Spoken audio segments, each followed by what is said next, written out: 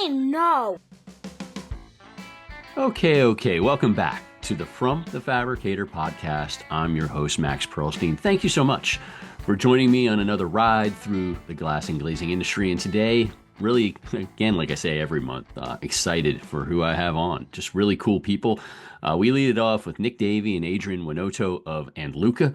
They're a smart materials company doing some big things, and I think they're just scratching the surface. Cool people, too. And then speaking of cool, my second guest, group of guests, or second guest, is Kirk Beeche from Beeche Logistics. The stuff that he does and his company does and how it supports so many of our glaziers. I know a lot of the glaziers are probably on the bigger side, but they do the basics and they do the most sophisticated in the world at Beeche. Really impressive guy. So that's all coming up, in a few minutes. Before we get into that, again, a huge thank you to my friends at FHC. Did you know 1 million cycles? That's the number of cycles just completed by FHC's new next-gen frameless shower hinge. The patent-pending design features proprietary anti-slip technology utilizing an integrated gasket permanently bonded in a recessed body and constructed of a unique, innovative glass grip gasket material. If you open your shower door 20 times a day, every day, the FHC next-gen shower hinge would last over 130 years. All FHC frameless shower hardware is backed by an industry-leading 15-year warranty. You install glass, FHC installs confidence. Visit fhc-usa.com today. And thank you to the gang there for the continuing support. All right, let's get to it. And Luca leads it off. Beeche Logistics finishes it. And I'll see you on the other side with TV and a movie. All right, here we go.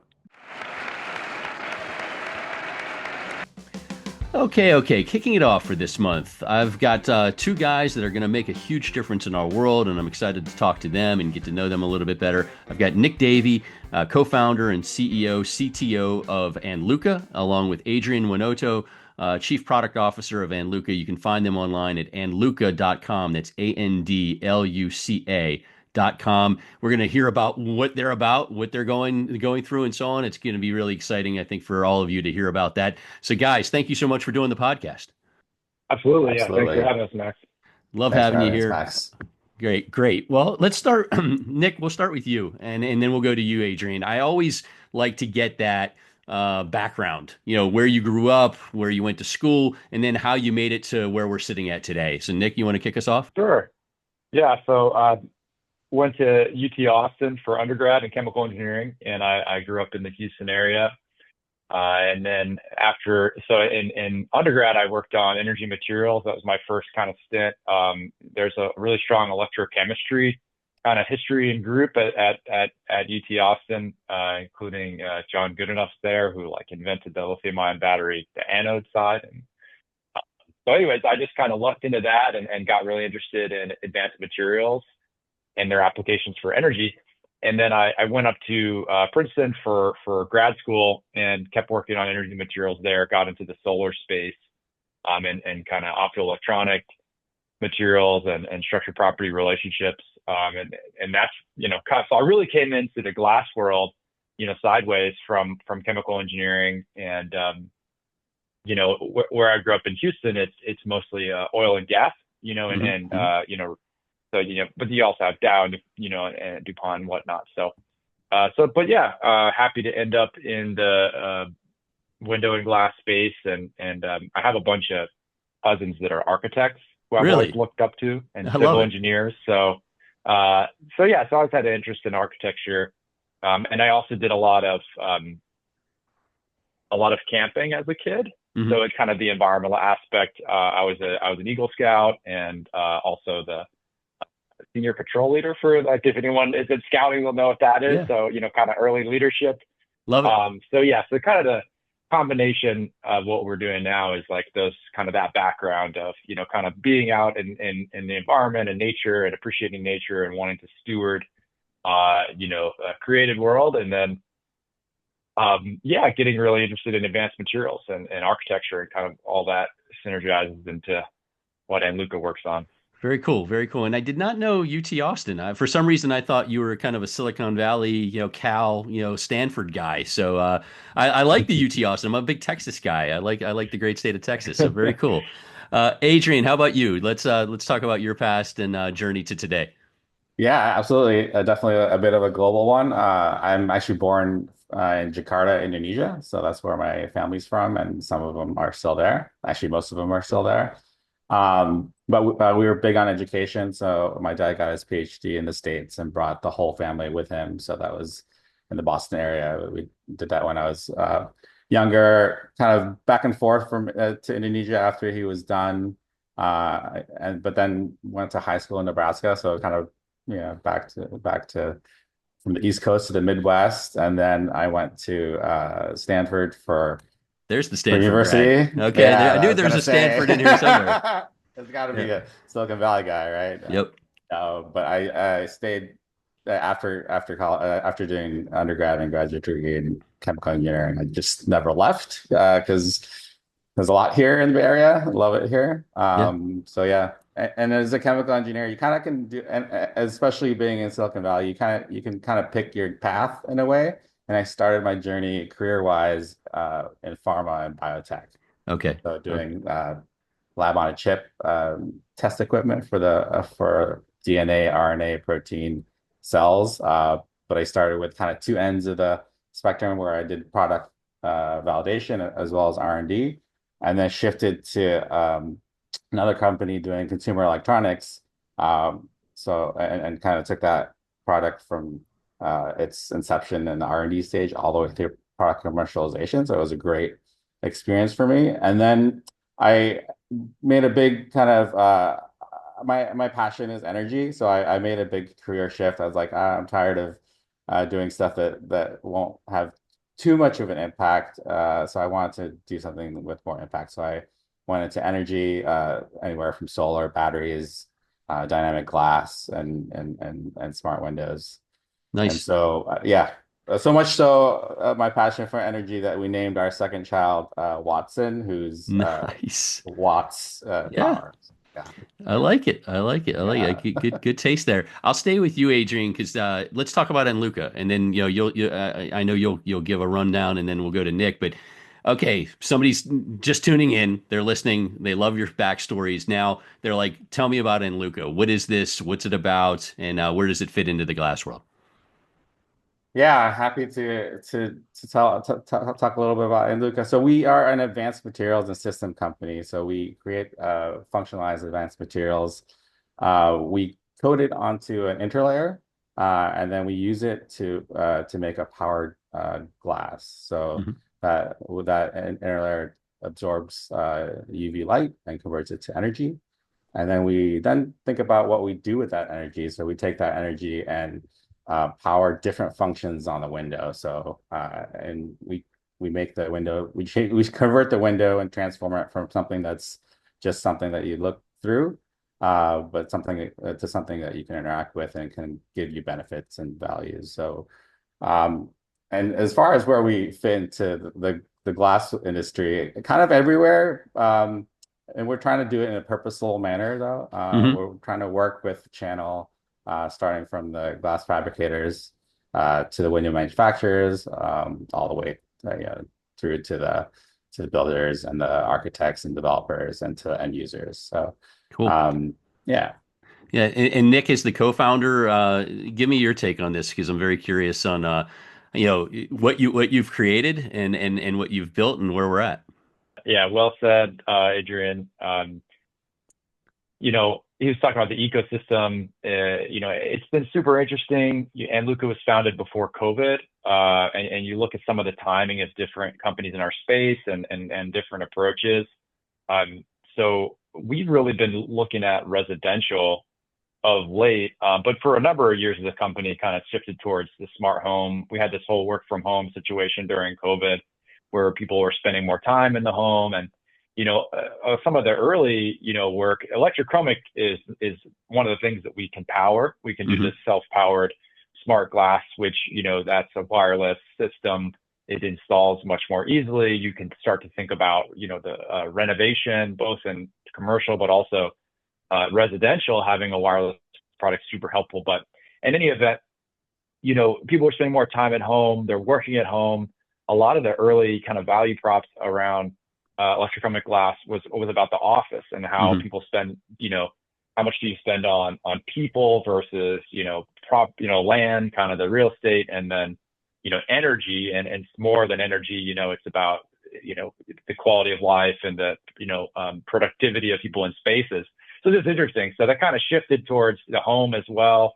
And then I think there's been more of a shift towards increasing towards, thinking about convenience and comfort, security in the home. So we've been looking at all those trends. So I'd say that's a little bit different. We're thinking about how advanced materials and systems, from Andluca can impact all those trends, and maybe more broadly, like Adrian said, than some of the other companies in our space, whether it be building integrated PV or electrochromic, kind of focusing on kind of one solution. Whereas Andluca, our powered glass is really like a universal solution that can be used in a variety of ways, whether it be in the home or in commercial office or anything in between, hotels, infrastructure, whatever it may be. So I'd say that's a little, kind of what makes us a little bit different is, there's different ways that we can help and impact, the way homes and buildings are used. And then that collaborative approach, we want to make sure that innovation is accessible and affordable, and really, low friction, kind of just drop in solution approach. So it has to work for everybody. There's so many different players and in the value chain and getting projects done. Right. That, we've really been focused on relationships and cost and, ease of use and all those types of things. So I think that's what sets us apart. No doubt, no doubt. And the other thing that I picked up on is the fact that it's printed on laminated glass that or laminated interlayer. Lamy has so many great benefits. The security, the acoustics. So you're getting like extra oomph from the way you're doing it versus kind of others, that maybe came before you in the space that was putting it direct to the glass. That's right. And I'd say that was Adrian's brainchild, of focusing on the interlayer. And one of the powerful things about coating on a film is that you can do roll-to-roll coating, and actually coat from a solution. And so that's what we end up doing. We had a technology at Princeton that we developed, and then we ended up developing kind of a next generation version, actually several revisions of technology, so that we could use an existing manufacturing facility that's a roll-to-roll film facility. So we bring in a roll of interlayer, then we can unwind it and coat on it, and then roll it back up and ship it around the world. And so it's lightweight and very versatile. But the big thing there is that, again, we were able to use existing toll coating facilities, which really come from the analog camera days. Everyone using film for film was used for everything, all different types of film, but especially for cameras and for this is still used when you go to IMAX, or you saw Oppenheimer, Sure. That's on film. Yeah. Super high quality, spun very quickly. But yeah, so we were fortunate to kind of learn about some of those resources, especially in New York State and Rochester, where we have our chemistry and film, our coding team. And we worked with a program called Mexcore Illuminate, which is an accelerator and competition for optics, imaging, and photonics companies. And that's sponsored by New York State. Gotcha. So we actually, we were one of 10 companies selected for that program. And then we were one of the winners of that program, and ended up, New York State put about $500,000 into helping us get set up in Rochester, with the lab and with the, film production capabilities. And then we were super happy, to find some just veterans in the industry that are in the Rochester space that helped us quickly, get ramped up and scale our interlayer coating, capabilities. So, so I'd say, kind of getting back to that theme of what sets us apart, that was a pretty different story. I think most folks in our space, kind of had a harder path to, design a new factory and then needed a lot of capital and time to do that. And then we get back to what we're talking about with COVID, which is like, when were you building a factory? Did you build a factory before COVID or after, or, and how did the unit economics change? How did the landscape change? What customers needed? And, what the market would bear. So I'd say we were fortunate in our timing in a lot of ways. But yeah, the interlayer, coating an interlayer, being able to ship it to the glass fabricators, being able to scale up to huge volumes via that roll-to-roll approach is a tremendous advantage for us, both in terms of scale, distribution, but also in terms of cost, because we don't have the huge capex, and capex gets rolled into cost, into unit economics. So anyways, more than anyone that, cost is kind of king in this space. So, It is. the more you can be affordable, the more, the larger your impact, the more widespread the innovation can be adopted. So, we're thankful for the way that's come together for us. And the bigger the value prop, and you have a heck of a value prop there, which Right. is important. So I've got Nick Davy, co-founder and CEO, CTO of Andluca, along with Adrian Winoto, Chief Product Officer. Checking them out at andluca.com, ANDLUCA, andluca.com. So I'm going to go to you, Nick, on this one. And Adrian, I want to hear your reaction. I'm surprised I even can get you on this podcast, Nick. After IBS, I heard you had standing room only. People couldn't get into your booth. You gave the big presentation. How was it? How was the experience? Your first IBS, and now you were like the belle of the ball there. How was it? Thanks. Yeah. Yeah, it was a well-attended show. Man, a lot of energy, a lot of traffic on the show floor. Adrian's team, the product team out of the Bay Area, they did an amazing job with the smart window demos that we had there and the power glass demo. So yeah, people were really interested, both in kind of powered glass and smart home, smart window. We had a few new features there that we were showing with warm lighting, biophilic lighting. So it was a lot of fun. You're right. So we just participated in the pitch session as well in the startup zone, which you get a lot of, there were just standing room only. I wasn't the only one. We were one of 10 companies. So 70 companies applied to the startup zone, 20 are picked to have booths, and then 10 are picked for the pitch session. So we were one of 10, a lot of interesting things going on in the space. But I think we were only of maybe 2 companies that were working on physical solutions. A lot of the startups are working on, software, kind of AI, different ways Sure. to kind of improve efficiency and help with sales.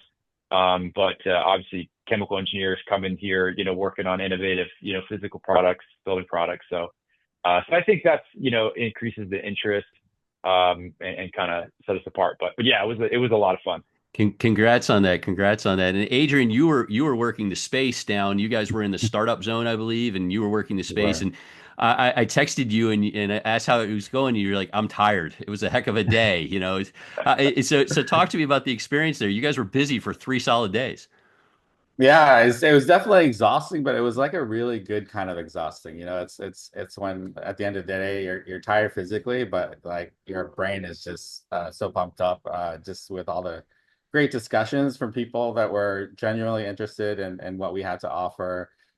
They were looking for innovation and some sort of differentiation, whether it's like the builders of different types of builders, or whether it's just some folks that are just attending the show and were interested in what we had to offer. So a lot of great energy, a lot of a lot of great discussions with people, and we took the time to listen as well, because the builders have they have certain needs and wants, and we wanted to make sure that we're addressing a lot of what they were talking about, whether it's the need for meeting energy code requirements that are required these days with buildings and residential buildings specifically, but also just like I said, innovation and differentiation. They're looking for costs, as Nick had mentioned earlier. But yeah, positive response. I think we were throughout the day we were just feeding off of everyone else's energy, and at night we definitely had to unwind a little bit, but definitely after Nick's pitch session on Tuesday night, the Wednesday traffic was just unreal. So Yeah. it was great. Yeah. He went viral. He was everywhere. I mean, it was pretty exciting. So very cool. So congrats. I'm glad that went well. All right. So breaking it up a little bit, every podcast I always do like a fun question to kind of lighten the mood. And so I'm going to start with you, Adrian. As a kid, I'm really curious what you wanted to do when you grew up, and especially after hearing your history from Jakarta to Boston to Nebraska. Did you want to be a corn husker at one point? I mean, what did you what was your dream as a little kid? Yeah, definitely not a corn husker. I definitely like to have little corn wars in the fields, but not a corn husker. No, I did what I wanted to be. What every kid wanted to be at a certain point. I wanted to be a policeman, a fireman. I just Love it. like the cool cars and the trucks and having sirens. And then I think I let my little league successes get to my head a bit, and there was a period of time I wanted to be a professional baseball player. Okay, okay. So yeah. But I I like think, that. yeah. But I settled into to engineering in high school. I love science and math and chemical engineering. You can do anything. So I love that you can solve a lot of different types of problems. So that just made sense to me. Beautiful, beautiful. And Nick, how about you? Growing up in Houston, curious what you wanted to be when you grew up. Yeah, great question. It's funny, Adrian and I have never quite intersected on what you just asked, but I too, as a kid, wanted to be a baseball player at a certain point. Wow. Baseball was the family sport, so yeah. And once the older you get, the more you see your own limitations athletically. It's competitive out there. I went to a high school with 4,000 people, so I learned pretty quickly.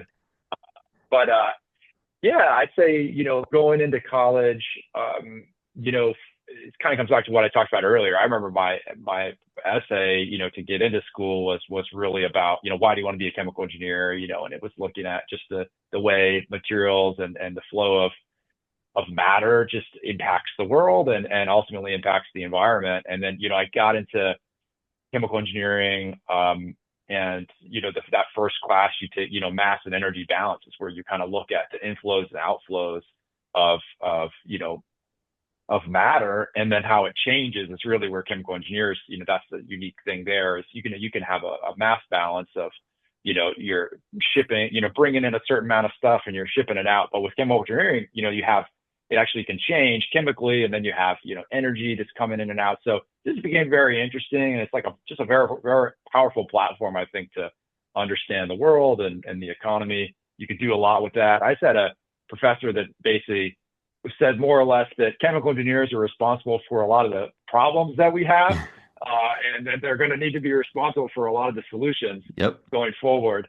And he was kind of later advanced in age, still sharp, but I was like, man, that's quite an inheritance professionally. So, yeah. And then at Princeton, I ended up, teaching that class, or, being a teaching assistant for the same class, and got Okay. to interact with students on that, and totally different applications, looking at, the ocean and how the ocean is in a, mass and energy balance with the atmosphere, and how, why does the ocean soak up carbon dioxide, and whatnot. So anyways, yeah, it's kind Oh, of a boring answer that no, ended up, no. I wanted to be a chemical engineer, didn't know why, what to use it for, but it was just, fascinating platform to do a lot of different things. I think I can speak for most people listening to this. I'm glad in a way that neither of you became baseball players because your brain power would have been wasted on the diamond. You two are brilliant, and yeah, chewing tobacco and bubble gum and everything playing for the Rangers would not be as valuable to our world as the fact that you're developing what you're developing. So we don't want to waste that brain power. So I'm happy you're here with us.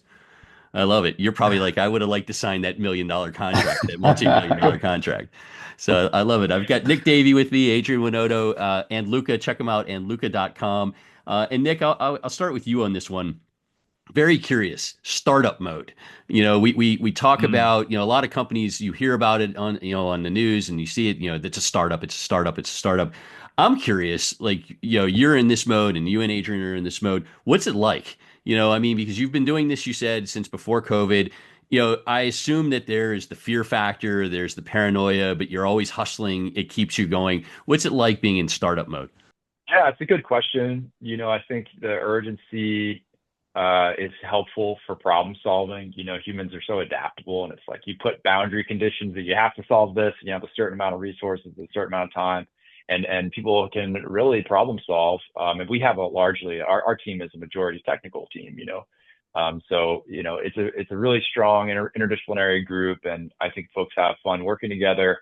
We'll have our March Madness bracket coming up soon, and it's been always a competitive. We have a trophy for that, Nice. which is a goat, which is, the goat of March Madness. So, yeah, but I think the team is super important, and, kind of having the right people to go through the ups and downs with. But yeah, startup, in terms of building something, selling, and you're kind of adapting on the way. I think it's definitely very interesting. Startup's an interesting word. I think at a certain point you say, okay, we're a small business now, Right. we need to think of ourselves as a small business. We need to focus on operational efficiency and being profitable. And the other thing that I thought was interesting as the more we get to know companies in the space is we start to think of ourselves as an R&D department, not that different than an R&D department of a much larger organization.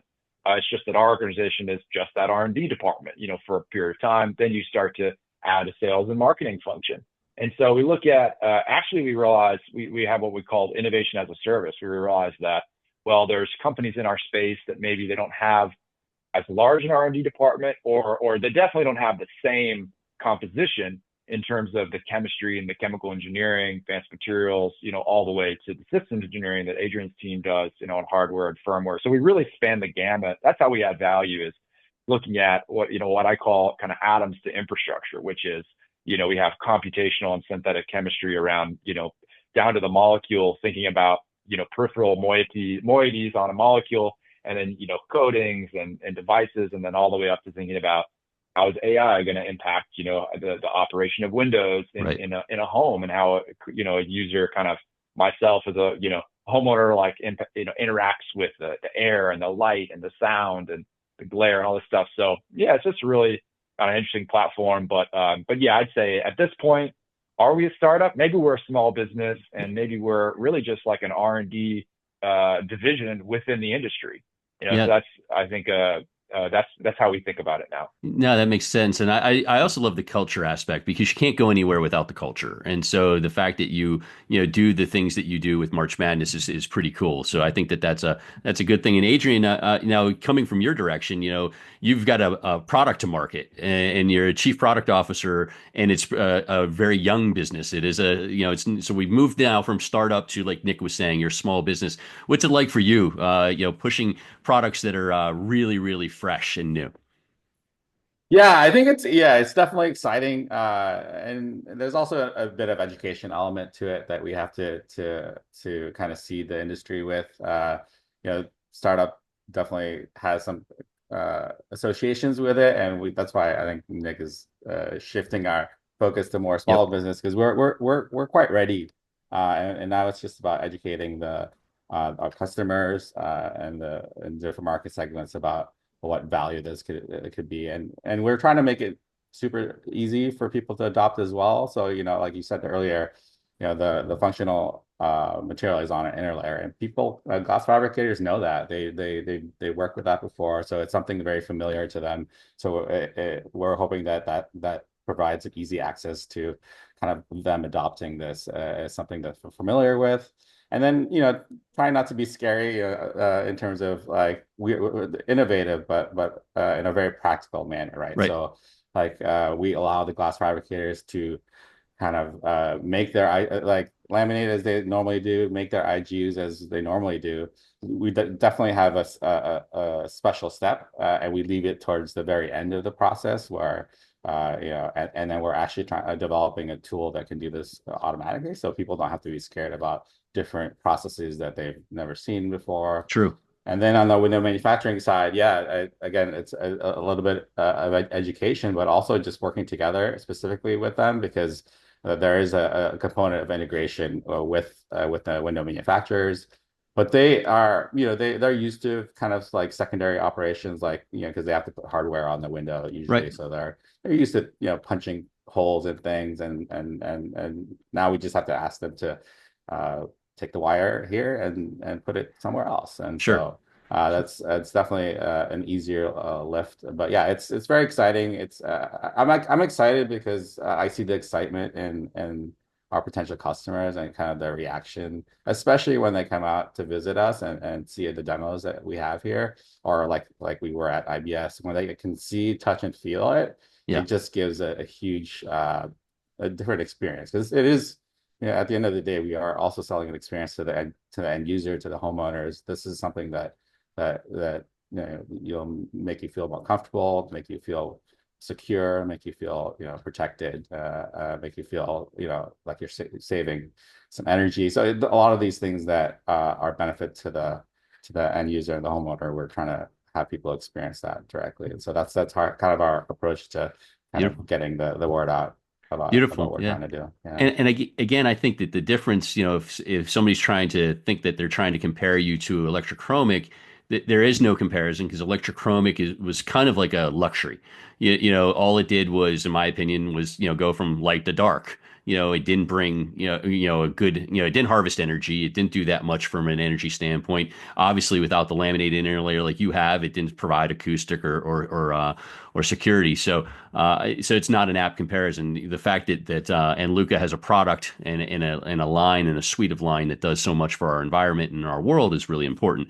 And so moving into that, we're seeing more and more. We're seeing more and more local codes, like Local Law 97 in New York, the stretch codes up in Massachusetts, the Dynamic Glass Act, which the NGA is working on expanding to more products, including products like Andluca's. And I'm pretty sure that that's going to be successful once everything in the government shakes out, when we're done with some of these initial adventures.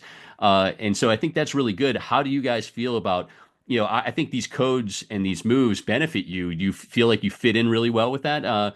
Nick, I'll start with you. Are you comfortable with this, or you want to see more or less? What's your feeling on these code pushes? Yeah, it's a good question. I think with the Dynamic Glass Act, Local Law 97 in New York are two that have been talked about quite a bit. So we're happy to see, kind of two things. I think all the, it's happy to see, support for dynamic glass adoption, electrochromic glass, including, there's other types now for sure. But yeah, I think dynamic glass can definitely help with, energy efficiency. And interestingly, it's in the fall and in the spring and the fall actually help. That's where the dynamic glass can help the most, I learned, because if you have a glass building, one side's being, illuminated with the sun, and the other side's still cold. And so you have kind of this That's true. internal fighting. I think I'm just so Yeah, negative. So yeah. that's my fault. But keep going, keep Uh, going. I think that's just a note on how I think about Yeah. that. You're right. You're But yeah, smart. so You're so smart. we seek to we seek to we'll power anything. We're kind of Right. agnostic, and I think in some cases people like dynamic glass for certain reasons. So if the Dynamic Glass Act makes that type of technology more affordable and spurs adoption, and people get to experience it and they like it, maybe that could be a good thing for sure. I think one thing we noted is that electrochromic has been, they've been more successful in the automotive space, and people are interested in seeing that, kind of enter the building space. So maybe this will help. But importantly, I'd say for Andluca, we have not built the business around subsidies, so we kind of just assume no subsidies. If there are subsidies, that's great. But you never want to count on those. And part of that's seeing what happened with COVID and just how the landscape changed Right. in terms of, the unit economics, the price points that people thought they could command for, BIPV or electrochromic. So anyways, that's the kind of one takeaway for us is we, this ultra low cost thing that we focus on, both in terms of CapEx and then in terms of, mass distribution and scale and materials. The materials that we use also are earth abundant materials and low cost. So that's an intentional thing that we're doing. So yeah, I think it comes down to, education is really important. So programs that, result in education, and subsidies are kind of a part of that, because subsidies accelerate adoption and new technologies. So that's great. But we definitely don't want to be dependent on them for things to pencil out from a financial perspective. No, that's smart. So it's gravy. If it comes through, great, and if it doesn't, you're still in good Mhm. shape. Adrian, anything else to add on that question? Yeah, no, I think it's great to push for these energy efficient and greenhouse gas focused regulations. I think that definitely creates demand. And I think it's kind of building off what you're saying, Max. There's a lot of scars in the industry from dynamic glass. I mean, I worked at two dynamic glass companies. I think View and Sage did an awesome job of kind of being the pioneers and educating the industry. And then you had the next generation that kind of addressed some of the earlier barriers that they had. But there's scars from across the ecosystem: glass fabricators, glaziers, architects, investors, the actual dynamic glass companies as well. So I hopefully this kind of spurs kind of a refocus back to the architectural world. A lot of them have, like as Nick said, focused a bit on the auto industry to be an easier entry point. But the uh, yeah, I'm pretty positive that we can get those benefits back into the where they're much needed, which is to help kind of efficiency of energy usage in buildings. I think that's really key. And I just think that that's where, what you guys have building makes so much more sense. And Yeah. and I'm just so negative or scarred myself. That's a great word, scarred, by the dynamic glass land. Got one more question for Nick, Davy, Adrian Winoto, and Luca. See them online at andluca.com. They have their headquarters in Oakland. They have a Princeton set up, and also the factory in Rochester, New York. Did I have that right? Did I explain that correctly? The three kind of homes for you guys. Okay, so you have that. Yeah. So check, Fun. go. I have that, andluca.com. So last question. The market. Mhm. You're coming from a totally different place than most people. What's your intel saying? What's your feel about the market, the forecast? This year has started off a little bit different than I think we all thought. And so that's kind of throwing us for a little bit of a curve. So Adrian, I'll start with you. What's your feel on the market out there going forward, 25, 26? You guys feeling okay? I mean, because you have a great product that's just going to grow and grow. But what's your feeling about the marketplace? Yeah, I think there's a few lenses to look at this through different market segments for us. One of the things we're trying to leverage is the end user and the homeowners, as I mentioned, with respect to their decisions on like smart home stuff. So because yes, we are a glass company, or we provide a product for glass and the window world, but we're also providing something that's smart. So we're trying to tap into that demand where everyone wants the new Mm. next smart something, right? Whether Mm-hmm. it's the ring or the lighting, or but now you can have the window be that part of that ecosystem. So there's a decision point there that's normally that homeowners and end users don't make that window decision, right? It's a little bit earlier in the value chain. So that's something that uh, kind of the demand that we're trying to tap into. But also, yeah, just being at the builder show this week, there's definitely a strong appetite from their end to Good. provide differentiation, as I said earlier, to their customers, trying to meet any way possible to meet the energy codes, but in a cost-effective manner. So I think we kind of fit the bill there. So there's a lot of interest from the builder side to have this smart ready window that we have. So there's that. I think, as far as the window manufacturers and the glass fabricators, I think they're always looking for something, especially the ones that are kind of uh, leans towards a little bit risk and a little bit of Right. innovation and trying to be the first ones out there. But yeah, but I think Nick probably has other insights as well to the market. Yeah, before I'll let Nick have the last word, but you're right. I mean, good glass fabricators, good window manufacturers want to diversify and they want to be ahead of the pack. And that's why I think that's where, you guys will continue to connect with the best of the best, because that's who wants to rise to the top, and they don't want to be like everybody else. But Nick, last words from you on the market, the forecast, and Luca's position. Let us have it. Yeah, no, good question. Just kind of to recap, our core product around the solar glass. So we have this Innovio glass, which harvests ultraviolet light for electricity. That becomes the powered window platform. It unlocks, smart window solutions that can be used in homes and buildings. And so if you zoom out, you say, okay, well, the population is increasing. It's not decreasing. Real estate's the largest asset class. So yes, things can be seasonal. So kind of, zooming all the way out, things can be seasonal, but Smart home trend is accelerating. Over half of homes are now smart home. Home buyers in the U.S., 70% or more of home buyers desire a smart home, and they're willing to pay more for it, 3 to 5% more. And that's just a smart home. I mean, you look internationally, you have the growth of smart cities, an emphasis on development design of smarter cities, more resilient. Energy resilience is a big thing. We talk a lot about energy efficiency, but actually, energy resilience to, climate events, weather events, you get hurricanes, where I grew up in Houston. So wildfires, yeah, I think it's a really interesting time to be designing materials and systems that are used for the built environment, which is, housing is like the most essential, housing and food, right? But in terms of market, I think now is what we're hearing from folks is that they are thinking about innovation right now. And I think now is the time for product innovation and preparing for growth in the future. We all know kind of how things have been in the last year.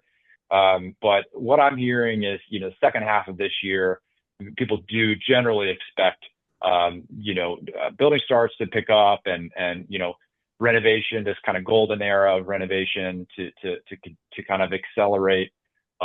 So we'll see how it goes. And then, 2026, I think it will accelerate further.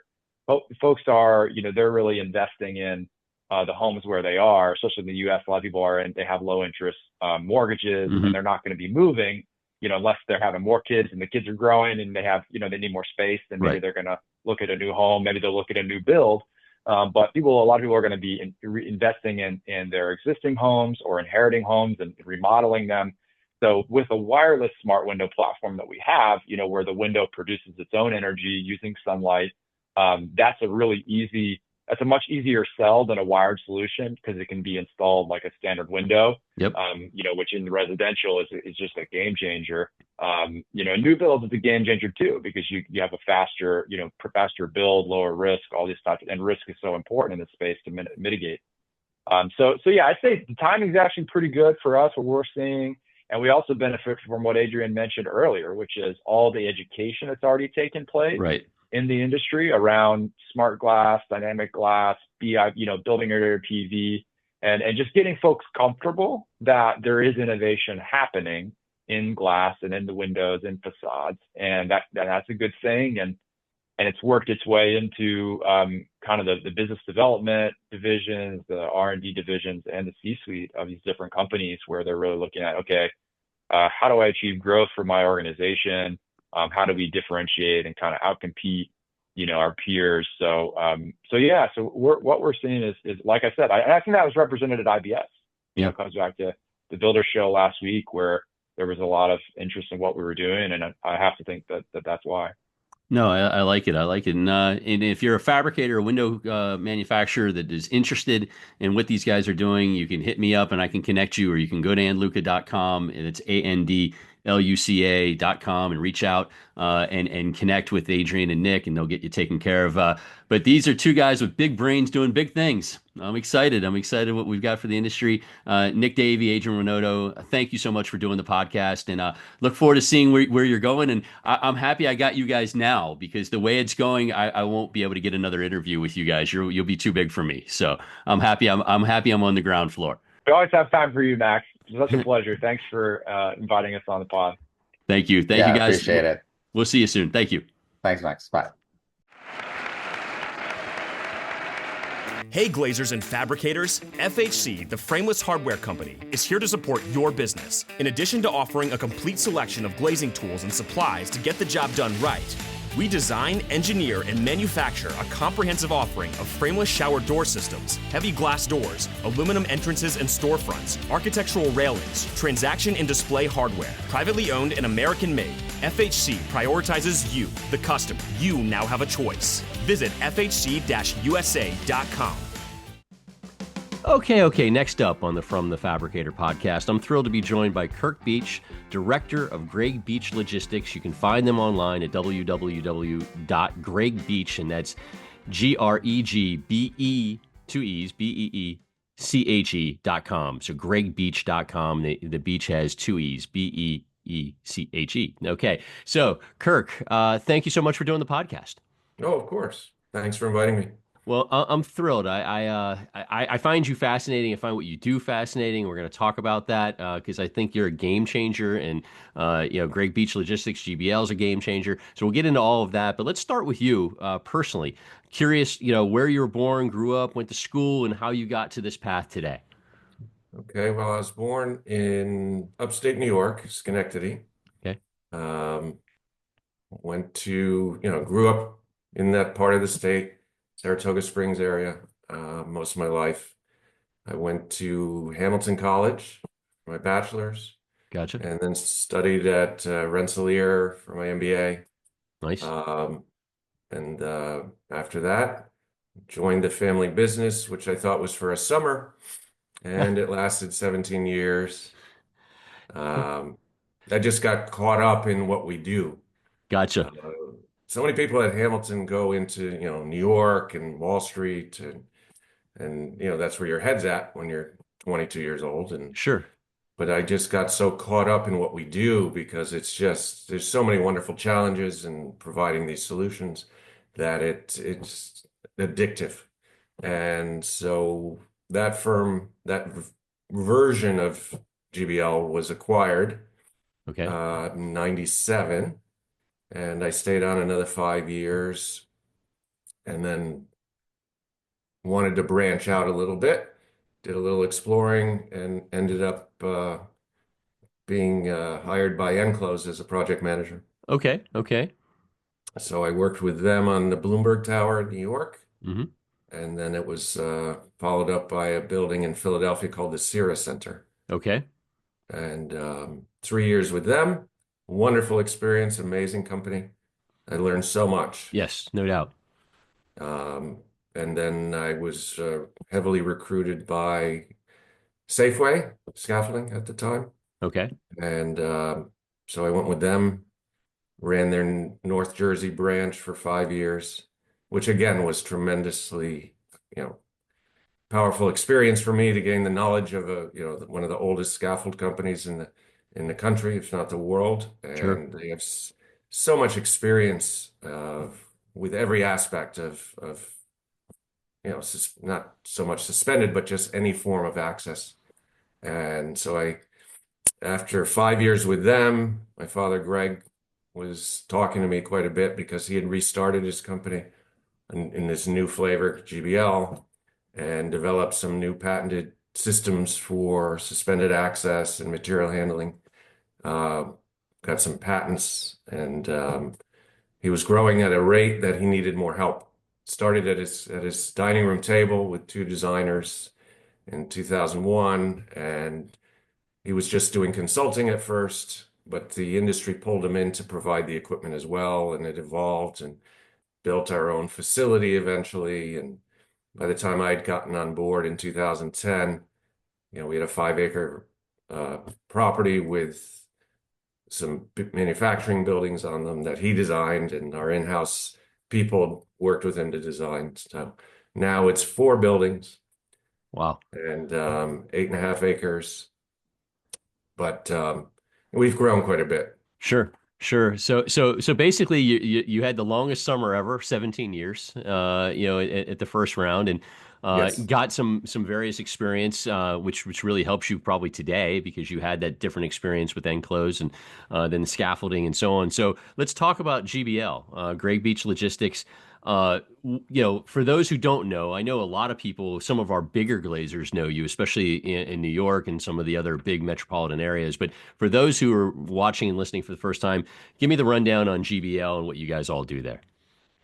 So Greg came up with this wonderful invention that we call ADT. And Okay. it's an extruded structural member that it's just very versatile. So you picture an aluminum I-beam, but split it vertically down the web and then separate it by a few inches. And then there's basically a tube in the middle. So you Okay. have a slot top and bottom. And this thing does so many things for our structural capabilities because it's separated webs. It's much stronger torsionally than a beam. But then you have these slots top and bottom where you can connect ADT to ADT, you can make trusses, you can make outriggers, you can make monorails, you can make platforms. It's so versatile. We actually have 4 different sizes of it, which are used for different types of applications. And we literally own 14, 15 miles of this product that we readapt for every project.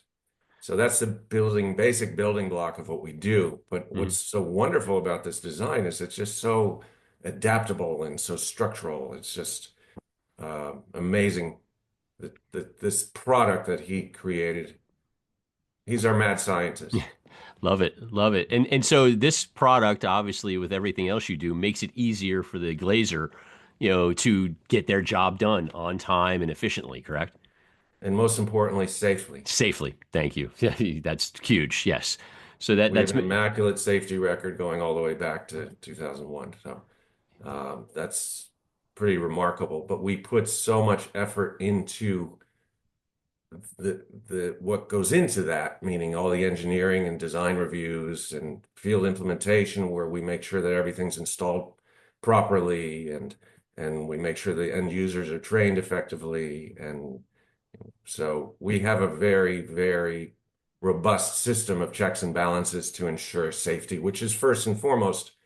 I mean, we did Central Park Tower, which is 1,550 feet tall. You cannot take risks. No. And it's not just because it's 1,550 feet tall. Every building has the same amount of, effort and care into ensuring safety. Absolutely. But when you're at those types of heights, it's a little more daunting than your average building. You got a lot of factors working at you at those heights. You have wind and you have the environmental factors, and so Yes. no, you're definitely doing the right thing. So that brings me to another question that I had for you: is the biggest challenge that you faced in all your years, on the job, a project that presented you a massive kind of objection or challenge, and how you guys overcame it. I'd love to hear the story. I think there's actually 2 recent projects. Please. First is the repositioning of the level 102 observation deck of the Empire State Building. Okay. So it's 1,250 feet in the air, and they needed to remove the existing. It was punched windows. Right. They went floor to ceiling glass for the repositioning. So we had to design a 3-level suspended, although in a fixed position, platform that fully encapsulated the level 102 observation deck. And if you know Empire State Building, the level 86 observation deck is open air terrace. Right. And that was required to remain open. Oh, wow. Okay. Okay. So there were many challenges with that one. One was building a system robust enough to enable that to stay open during construction. So what we were tasked with was the bottom tier of our 3-tier platform had to be rated similarly to a high-capacity sidewalk bridge that protects the street. So for 300 pounds per square foot load rating. Wow. Okay. And then the cocoon portion of the system included a wire cloth interior to prevent any debris going out, Right. as well as a tension fabric member outside of the entire thing. Obviously nothing can escape from this cocoon. We also had other fun limitations. So we had to erect everything on a tiny little catwalk area down on level 90. Okay. And because they wanted 0 disruption to the level 86 observation deck, which is open till 2 a.m., Okay. our work shift was from 2 a.m. to 7 a.m. Lots of time to work there. Oh my gosh. Okay. in the cold. In the cold. Yeah. And Wow. so what we had to do is we built a mock-up of that work area where we would assemble. So there were 16 platform modules that we raised individually, traversed them around, and then locked them into the structure where we penetrated the wall and put anchorage points. So what we had to do within a 5-hour shift was first day of the assembly of the platforms, we assembled 4 major components of the eventual 3-tier scaffold. And we had to do that within that 5-hour window, which we built a mock-up in our plant and had our crew come up and mocked it up and timed it. We Sure. were very comfortable with doing that. But the tricky part is when you're building it to fly it up to 102 and then connect it was more critical.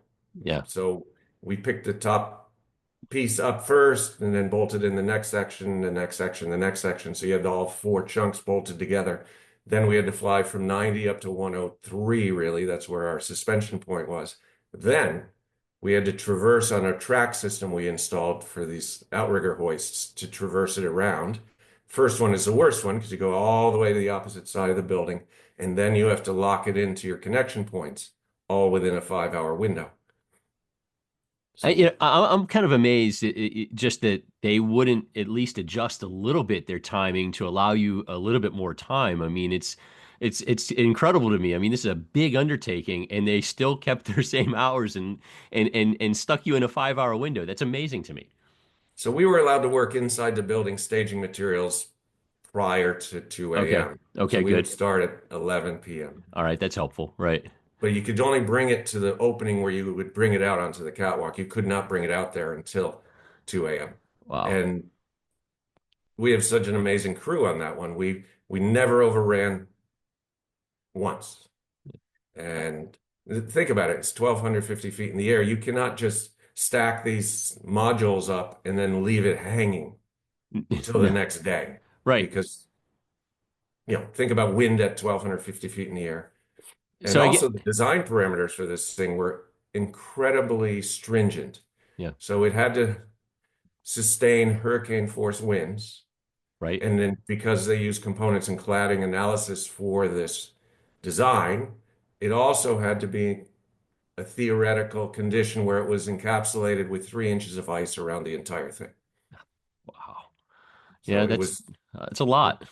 it's incredibly robust structurally. And I expected some challenges out of you. I didn't this so you've already blown me away. What's your other one? I can't wait to see how you top it with this. well, here's the topper for this one, and I'll wrap it there. But Skanska was our client on this Okay. one of the largest construction companies in the world. Yep. We received their they injury-free environment, so their IFE award, the only one given in New York City that year. So Congrats. Amazing. Yeah. and it's to the congrats is to the whole team. Yeah. The design, the engineering, the execution of our people, and they deserve all the credit. So you asked about another challenge. Yeah. Yeah, I would say the job we did a few years ago also, the MSG Sphere. Are you familiar with it? Yes. Yes. Absolutely. So that one was unique, to say the least. Spherical building. And we were brought in to provide access for the metal panel installation, as well as making the structural connections for the geodesic exoskeleton that wraps around the structure from the equator up. Okay. So we adapted a prior development to build these roof carriages that could traverse around the structure. There's an eyebrow, probably 3/4 or 80% of the way up the sphere. We installed these track beams, and then the machines we developed, we provided 6 of these machines. Mm-hmm. They could travel around the rails. They had a boom that reached out 52 feet from the masts. Okay. They had a platform that could traverse in and out on the boom because you have to follow the slope of the sphere.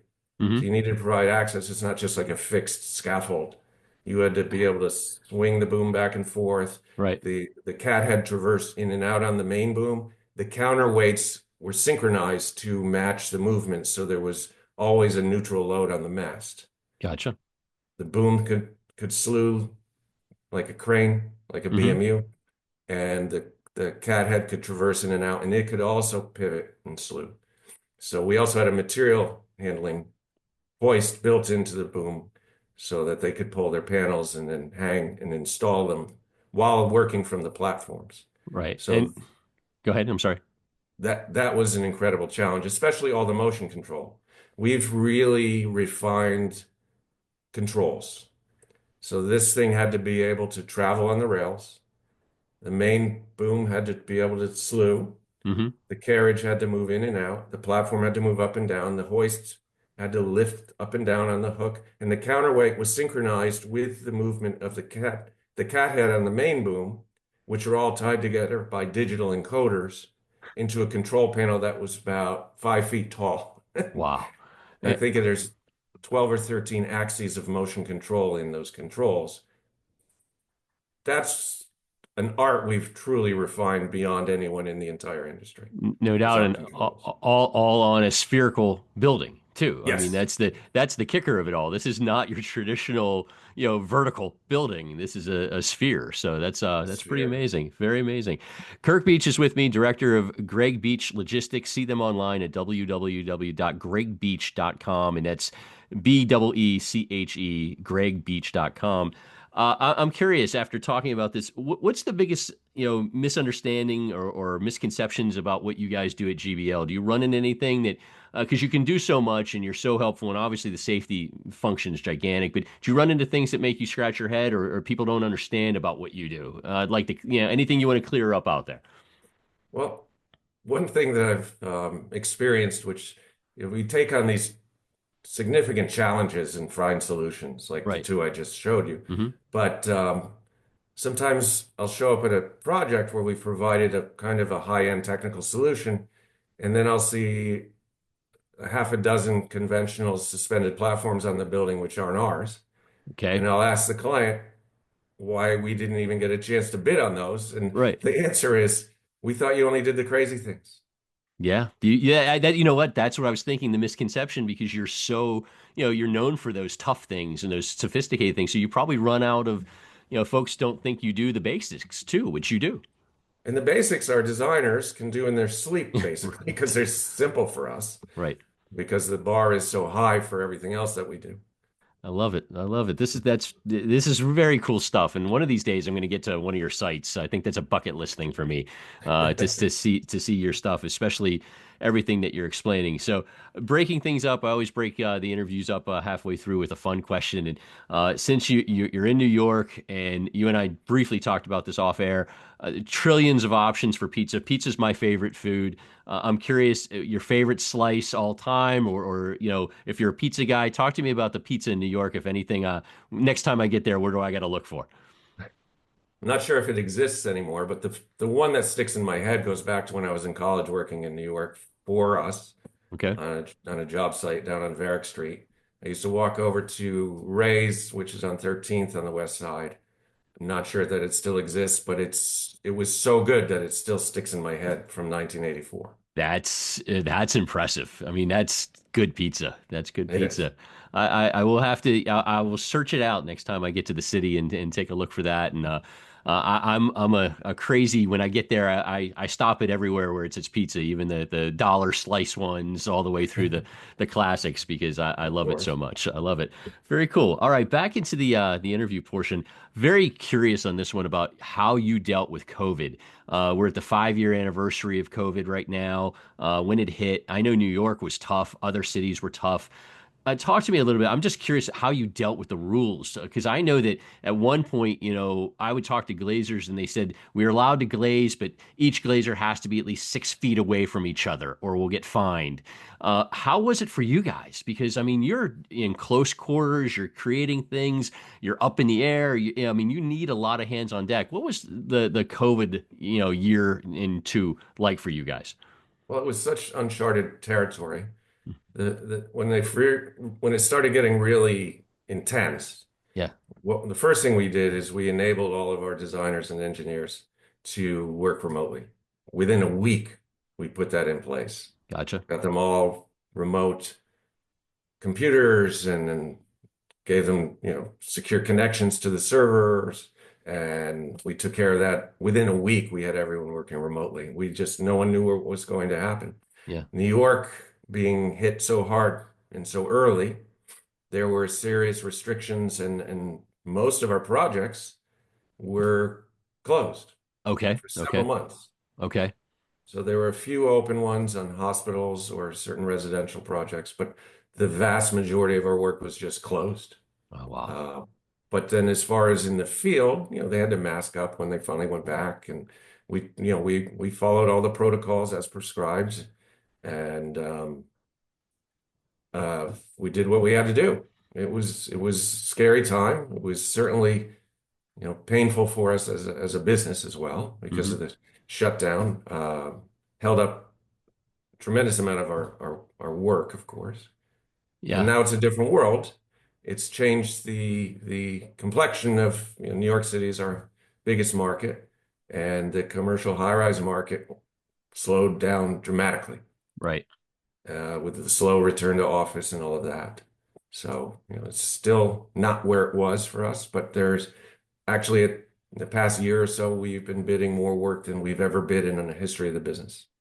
Gotcha. Good, good. That's that, that's good. You're expanding out.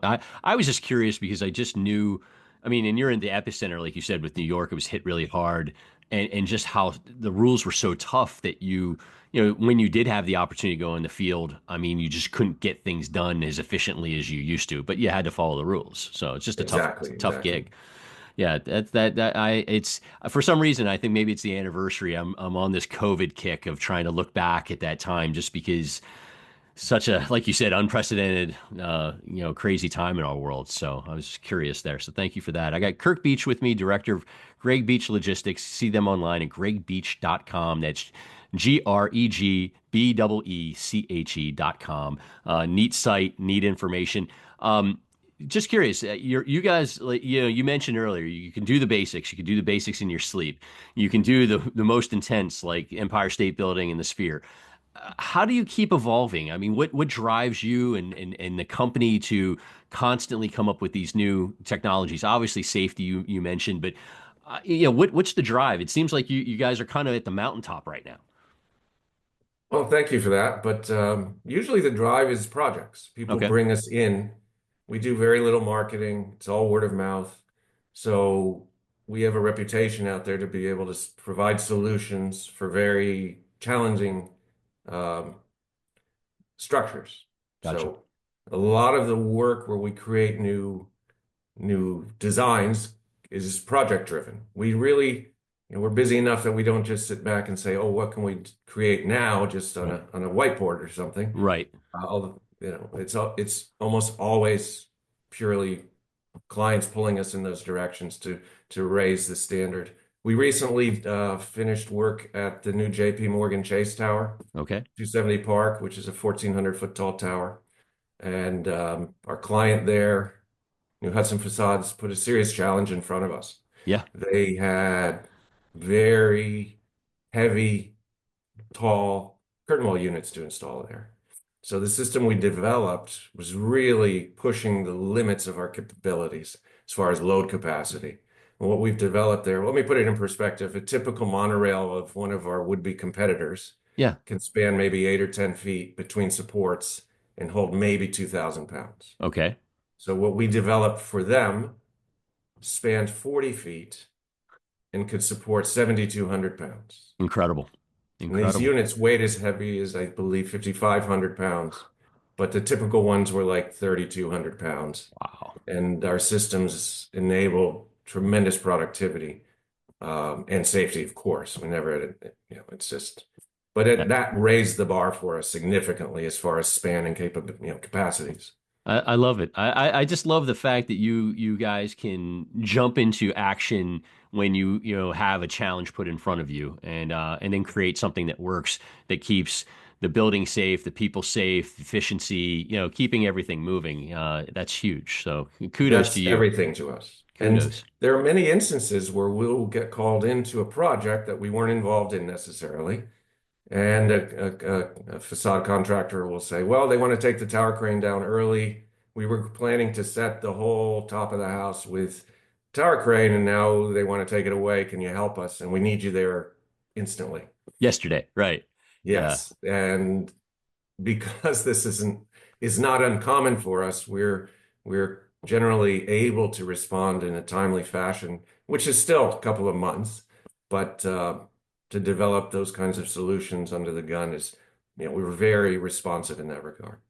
Because it sounds like you're big enough to do all the tough things and have that, have those capabilities, but you're also nimble enough to react quickly to come up with solutions. That's what I'm picking up from you. That's accurate. Yes, yes. Cool, cool. All right, so I've got Kirk Beeche with me. He's a busy guy. Last question for you. Again, director of Greg Beeche Logistics. Uh, I'm curious what you're seeing in the market. I mean, you mentioned about, okay, COVID, the buildings return to work was a little slow. Then there was kind of a little bit of a pickup. You're bidding a lot of work now. I always ask this to every guest because every guest I have is a little different. The other guests on this podcast are guys that are doing smart materials, that are brand new to the market, so they see the future of the market and the forecast a little different than what you might because you're getting calls from facade installers and so on. How's the forecast looking? How's the market looking? I know we're talking about it's been kind of crazy right now with tariffs and all the other Mhm. adventures in our world. What are you feeling for the future for not only Greg Beeche Logistics but the kind of the market overall? Tariffs aside, don't need to go Exactly, there. exactly. Um, so what we're seeing, at least in New York and the larger cities, is uh, the return to office has been primarily for the Class A office space, the high amenities buildings and Right. that. And what I'm reading is New York specifically, they will pretty much run out of stock of Class A space by end of second quarter, mid third quarter this year. Wow. Okay. And there really isn't much coming out of the ground right now. So the alternative is to convert a Class B to a Class A through a repositioning, which typically would include a reclad. Hmm. So right now we actually are bidding, designing scopes for, I believe, 16 different reclad opportunities. Wow. Now we've done reclad is one of our specialties to work fully outside of a building, even an occupied building. Right now we're working on a hospital that's occupied and they're doing a reclad off of our equipment. Um, so we can do occupied or unoccupied, but like the UN Secretariat was unoccupied.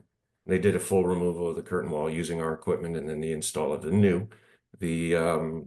We've done numerous others that were occupied or overclad, but in any instance, we've done to date 41 of them. Wow. Wow. We've done And them all safely and efficiently. We recently finished a project at Two Penn Plaza, which is right above Penn Station. Because of they did an overclad there, they had to bring all of the new curtain wall units up to the installation point on our platforms. So to kind of put it in perspective, a typical suspended platform might have a rating of 750 pounds. right. Not much. Not much. So we developed for this project a two-level, fully contained suspended work platform with built-in monorails for handling materials. And the way it was designed is we travel down to the 8th floor and they would load 4 curtain wall units into the platform and the storage monorail, Hmm. each weighing 1,000 pounds, plus 5 workers. So that means it's a total rating, suspended load rating of 5,250 pounds. Put that in perspective with a 750 pound. Big difference. Big difference. So we also installed tracks around the roof Right. to enable the platforms to travel under power laterally, as well as vertically, of course, on the lifting hoists. Material handling inside the platform, fully contained.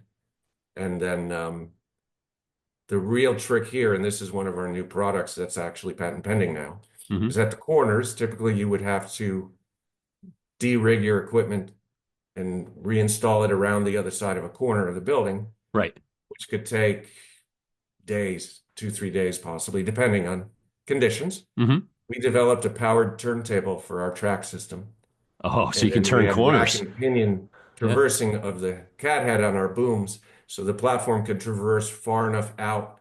So when the turntable turned, there was enough clearance to go around the corner of the building without ever having to de-rig anything. Brilliant. So Brilliant. instead of maybe a 2 or 3 day process, we turned it into a 15-minute process. Love it.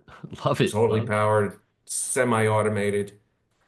The productivity gains there you can see instantly. Absolutely. And it We speeds had 8 everything of up. these machines on the building. Hmm. So you can imagine how many times they're passing through corners.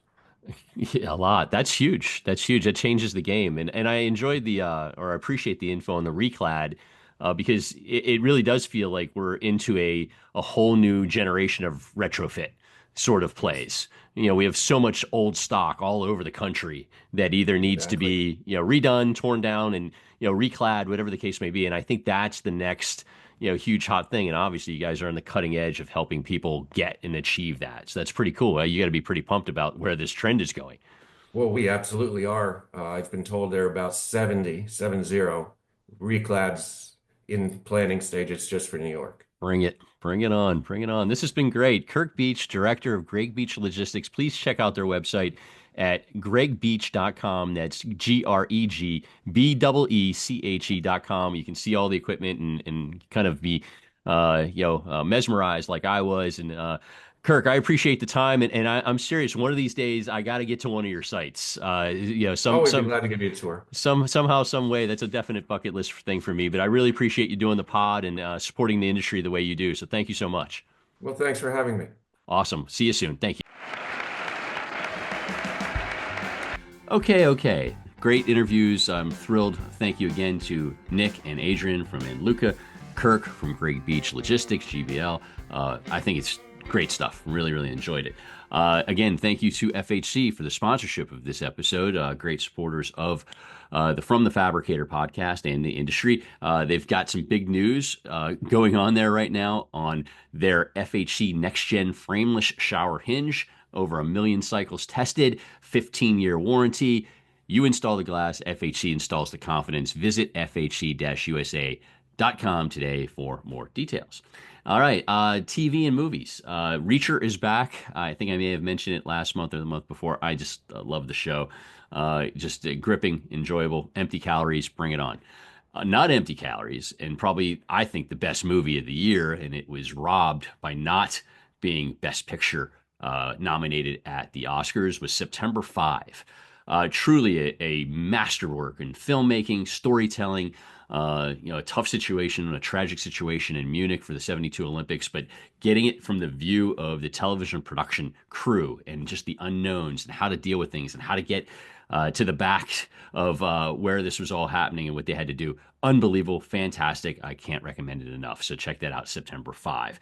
All right, that does it for me. We'll be back possibly in a couple weeks. I may have a special podcast in the middle there, but got a really nice run of podcasts lined up for the spring and summer and beyond. So I really appreciate the support. We will see you next time. Thank you very much. Oh, the music is stopped.